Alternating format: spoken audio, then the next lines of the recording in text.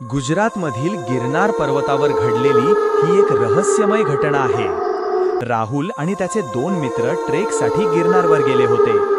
दिवसभर सगळं छान होतं, पण त्यांनी ठरवलं की रात्रीचं सौंदर्य पाहण्यासाठी थांबायचं। जसजशी रात्र गडद होत गेली तसं वातावरण विचित्र वाटू लागलं। अचानक त्यांना दूरवरून घंटा वाजण्याचा आवाज ऐकू आला। इथे एवढ्या रात्री कोण पूजा करत असेल, राहुलने विचारलं। ते आवाजाच्या दिशेने चालू लागले।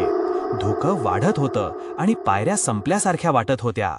अचानक त्यांना एक जुनं मंदिर दिसलं, जे दिवसा कधीच दिसलं नव्हतं। मंदिरात एक साधू बसलेला होता, डोळे मिटून जप करत। राहुलने त्याला हाक मारली, पण साधू हललाही नाही।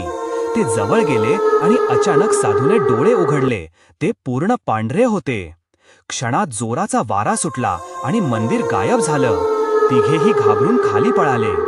दुसऱ्या दिवशी त्यांनी स्थानिकांना विचारलं, तेव्हा कळलं त्या जागी अनेक वर्षांपूर्वी एक साधू ध्यान करताना मृत्युमुखी पडला होता आणि आजही काही लोकांना तो दिसतो। त्या दिवसानंतर राहुल कधीच गिरनारवर परत गेला नाही।